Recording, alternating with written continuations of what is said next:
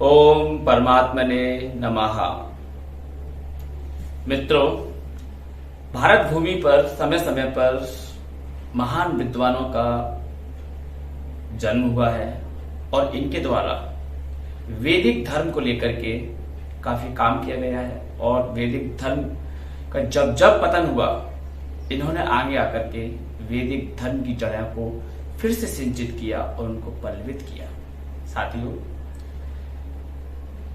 6वीं शताब्दी और 7वीं शताब्दी के दौरान भारतवर्ष में बौद्ध मत का प्रचार प्रसार अधिक होने लगा था। बौद्ध धर्मावलंबियों के द्वारा वैदिक ज्ञान की भूमि पर, वेदों की भूमि पर वेदों का अपमान किया जाने लगा और वेदों का जगह जगह उनका खंडन और उनकी निंदा की जाने लगी। उस समय लोगों में वेद को लेकर के अरुचि इनके द्वारा उत्पन्न की गई। इसी समय जब वेदों का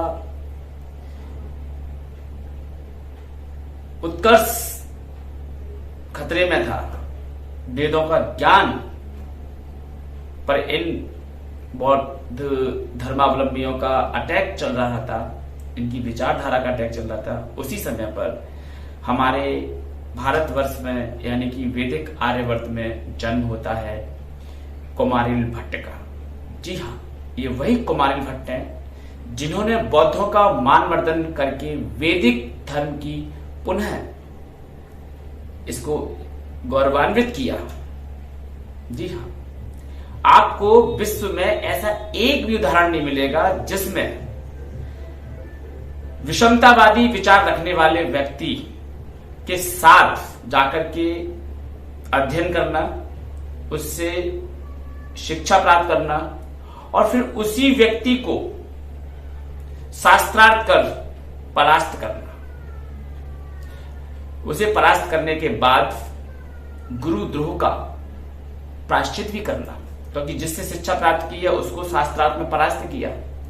ये एक रोचक कहानी है जिसे हम आगे बताने वाले हैं कि कैसे कुमारिल भट्ट ने बौद्ध गुरु श्री निकेतन से बौद्ध धर्म की शिक्षा प्राप्त की और उन्हीं को शास्त्रार्थ के लिए ललकारा और शास्त्रार्थ में परास्त भी किया। शास्त्रार्थ में परास्त करने के बाद गुरु से द्रोह का दोष माना और उसके प्रायश्चित के लिए स्वयं जलकर अग्नि में अपने प्राणों की आहुति दे दी। ऐसे थे कुमारिल भट्ट। कितने लोग जानते हैं आज भारतवर्ष में कुमारिल भट्ट को? मुझे लगता है बहुत कम लोग जानते हैं कुमारिल भट्ट को। तो आइए कहानी स्टार्ट करते हैं कुमारिल भट्ट की। जी हाँ, 6वीं शताब्दी की बात है जब वैदिक ज्ञान की भूमि पर बौद्ध धर्मावलंबियों के द्वारा वैदिक ज्ञान की आलोचना की जाने लगी। वैदिक ज्ञान को जो है पाखंड कह करके या तरह तरह की बातों से उसे नीचा दिखाने जाने लगा। तो उसी समय कुमारिल भट्ट इस आर्यवर्त में जन्म लेते हैं। वैदिक धर्म की पुनः स्थापना के लिए आवश्यक था कि बौद्ध जो फिलॉसफी है, जो बौद्ध धर्मावलंबियों के मत हैं, उनका खंडन किया जाए शास्त्रार्थ के द्वारा। इसके लिए आवश्यक था कि बौद्ध धर्म की जानकारी कुमारिल भट्ट के पास न होने के कारण कुमारिल भट्ट किसका खंडन करेंगे। इसलिए सबसे पहले कुमारिल भट्ट ने बौद्ध गुरु श्री निकेतन से बौद्ध धर्म की शिक्षा लेना उचित समझा। बौद्ध धर्म की शिक्षा लेने के बाद जब ये विद्यालय में श्री निकेतन के पास बौद्ध धर्म की शिक्षा ले रहे थे, तो उस समय इनके पांडित्यपूर्ण वक्तव्यों से गुरुकुल में उपस्थित सभी विद्यार्थी इनसे द्वेष रखने लगे और द्वेष रखते रखते इस हद तक द्वेष आगे बढ़ा कि वे कुमारिल भट्ट को मारने की योजनाएं बनाने लगे। एक बार कुमारिल भट्ट जब दीवार पर बैठे हुए थे, छत की दीवार पर, तो उन्होंने जाकर के धक्का दिया। वो नीचे गिरते हैं। नीचे गिरते गिरते उन्होंने कहा कि यदि वेद सत्य हैं तो मेरे जीवन की रक्षा हो। उनके जीवन की रक्षा हुई, उनको तनिक सी चोट पहुंची। तो ये है गुरुकुल में कैसे कुमारिल भट्ट ने अपने सहपाठी गुरु भाइयों के द्वेष का सामना किया, लेकिन हिम्मत नहीं हारी। कुमारिल भट्ट श्री निकेतन से शिक्षा प्राप्त करते हैं और अब बौद्धिक मत का खंडन करने के लिए वह निकल पड़ते हैं। पहुंचते हैं चंपा नगरी, जिसमें सुधर्मा नाम का राजा राज्य किया करता था। सुधर्मा जो राजा था वह बौद्ध धर्म को मानने वाला था और बौद्ध धर्मावलंबियों को अपने यहां शरण दिए हुए था।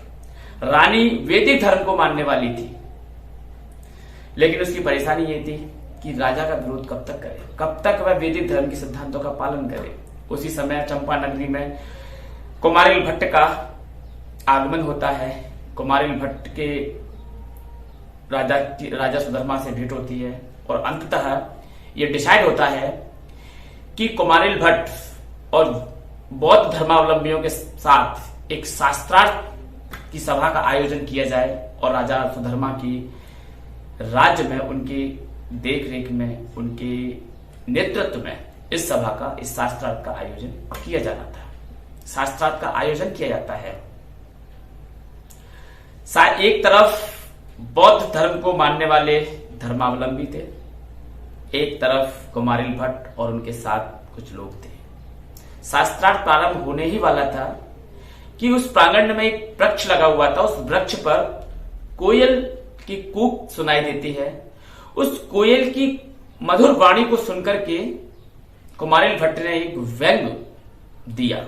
हे कोयल, तू इतनी सुंदर कूकती है कि तेरे कूक से पूरा वातावरण महक उठता है, लेकिन तेरी एक ही गलती है, और वह गलती यह है कि तू अधम से अधम कौवे प्रजाति के कुल में जन्म लेने के कारण ये तेरी अधमता है।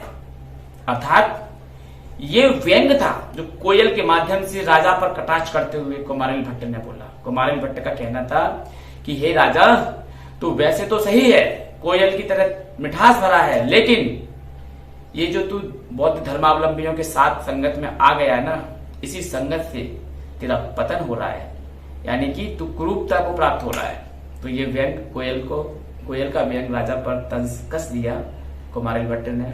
अंततः कुमारिल भट्ट का और